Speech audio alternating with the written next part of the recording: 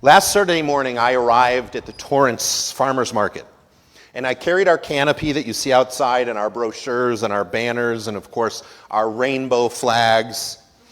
And I parked at the Torrance Farmers Market, and I pulled everything out of my car, and I walked over to our usual spot.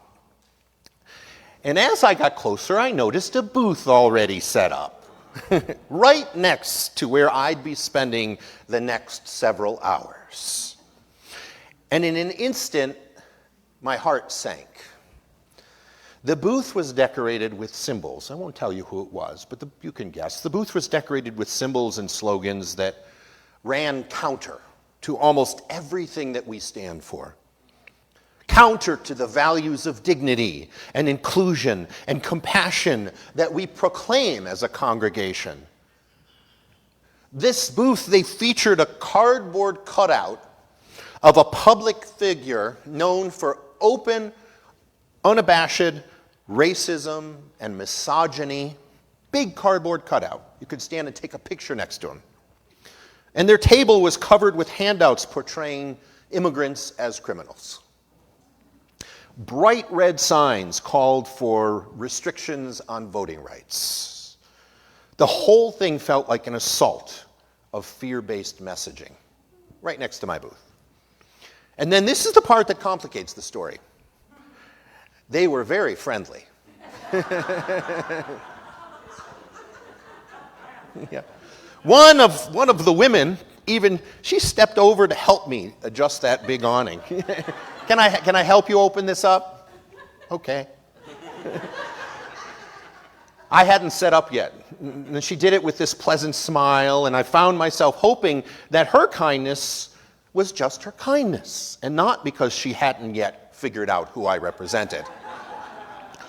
I cynically wondered how long that friendliness would last once our rainbow pride flags were unfurled. As I began arranging our booth, stringing up those pride flags and placing the everyone is welcome materials prominently on the tables, those things that you see out there felt suddenly less like decoration and more like a force field of sorts, a protective boundary between our values and theirs, even though there are many that overlap. It felt like a spiritual perimeter made out of color, made out of fabric. So during those many hours I spent sitting beside them, I kept feeling questions rise in my throat. Questions about gun deaths, questions about bodily autonomy that I wanted to ask them, questions about who gets to claim patriotism and why. There was a lot of flags. One of the women wore a flag shirt that said pray. Question who gets to claim religion and why. Questions about civil rights, about the history of racism in this country, about immigration and labor, and who carries the real burden in this society. I wanted to remind them that nearly every booth around us in that farmer's market was run by brown-skinned families selling produce grown through the sweat of their own labor, back-breaking labor. Labor that makes that our local Torrance Farmers Market possible. And it facilitates the other group's free booth and captive audience, making their political messages painfully ironic. I wanted to ask those questions. I didn't. I smiled, I nodded politely, and I returned to my seat. And in that moment, I noticed something in myself. Grace was becoming very difficult for me to access, much harder for me to access, harder to practice, harder to believe in. I was just fuming. And I find myself more and more these days, as I imagine you do, tempted to just forego grace. I look around and see freedoms being chipped away, systems being weakened, rights being politicized, compassion being mocked, and whole communities treated as disposable. It becomes easy It becomes too easy to feel that grace is something that we should withhold until the world behaves better, like a punishment. As if grace must be earned by the outside world before we can offer it from within. Let me be clear, though, the women in that booth next to me are not the source of this societal decay and danger that I'm talking about. They are my fellow humans. They are at worst misguided or misled. They are at best, they are good-hearted people responding to a narrative that they've been taught to trust. The rot, it comes from the systems and the leaders and the machinery of propaganda that manipulates fear and exploits longing. It comes from the powers that benefit when neighbors distrust one another. That helps those powers. When communities fracture, they benefit. When empathy is silenced, the people at that booth are not the problem. They are in many ways also the very victims of the problem.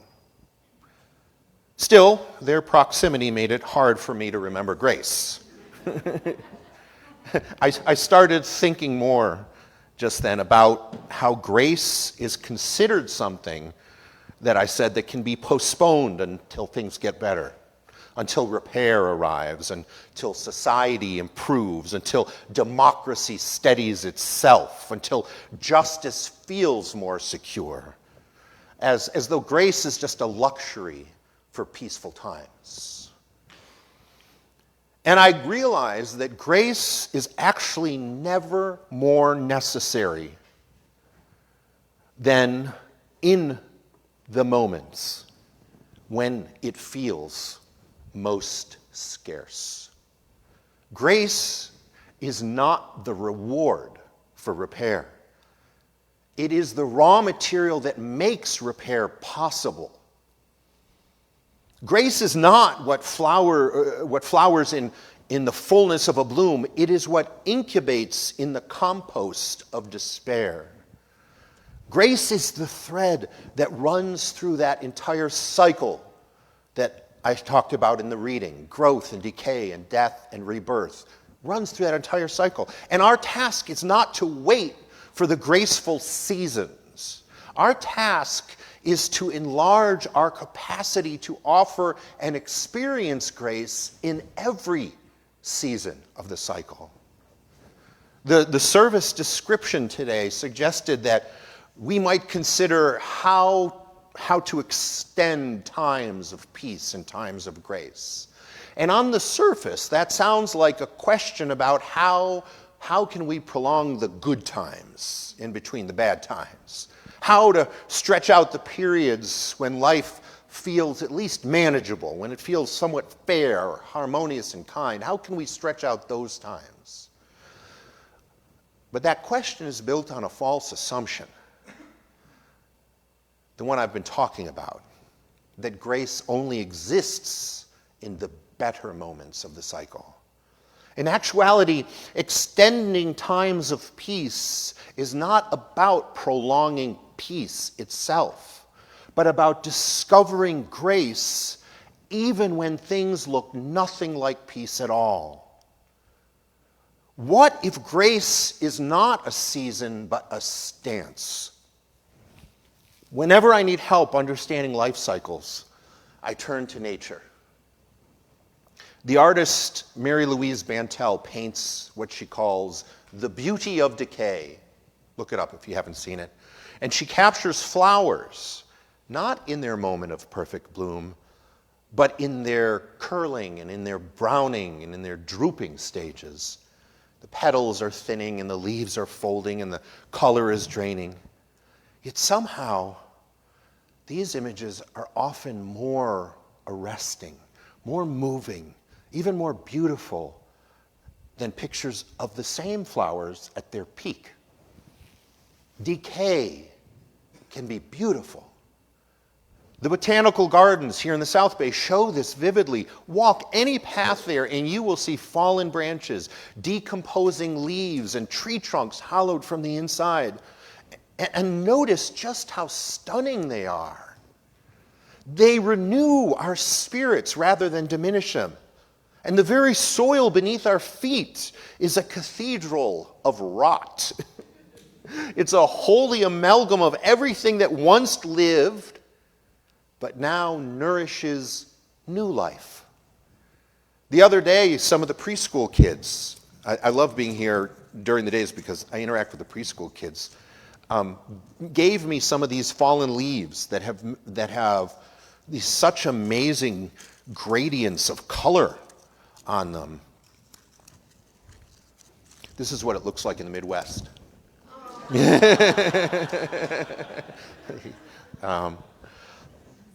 So, yeah, in the Midwest where I grew up, fall was the season we looked forward to all year because of this explosion of color, because of the fiery brilliance of the trees preparing to let go of their leaves, preparing for their leaves to die.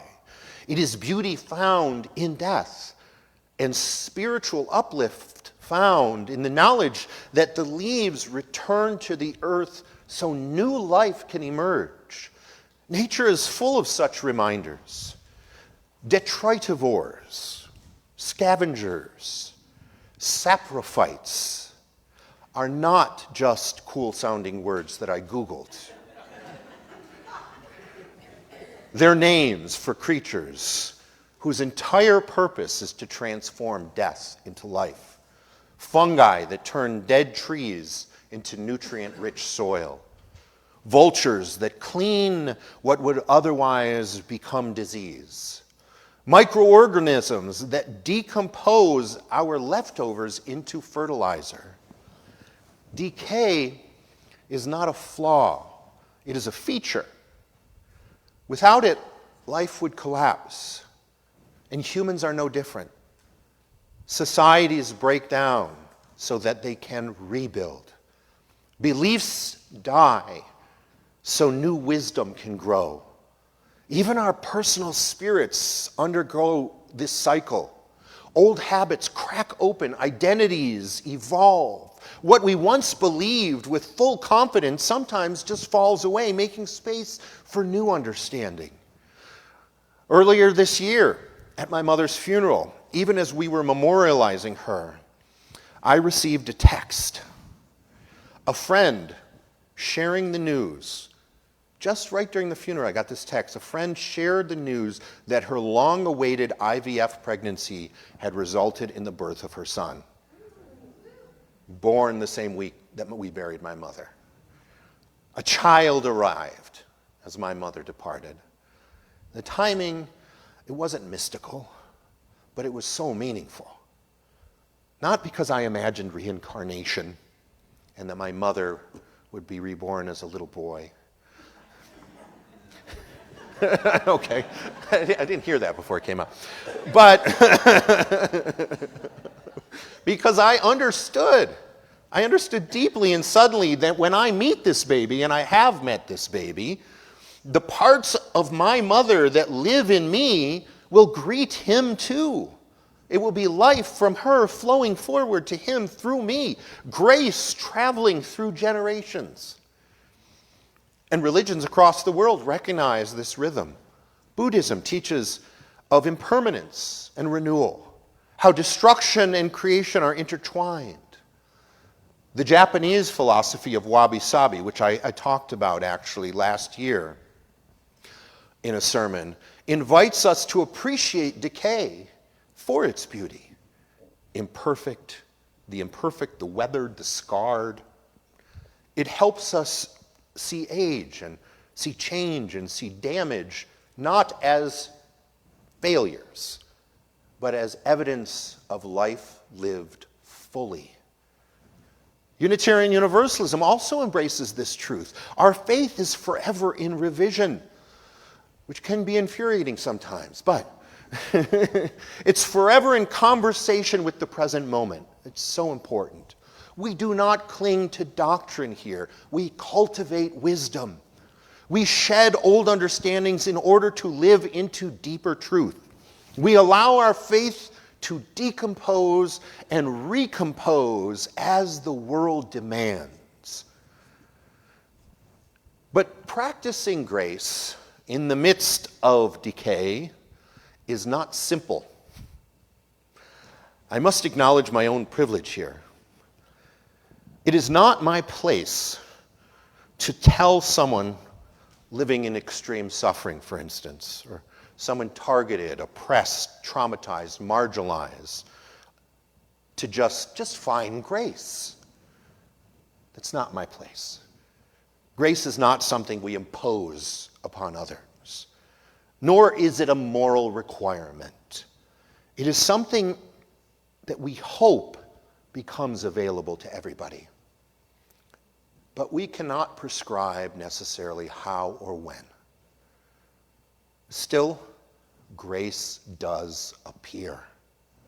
It appears unexpectedly. It appears unpredictably, sometimes quietly. At that farmer's market, grace actually came right after we set up, in the form of another woman who approached our booth, shortly just after I settled into my seat as I was sort of seething. And this other woman came up to our booth. She shared with me, with tears forming in her eyes, that she had recently lost a close friend who was trans.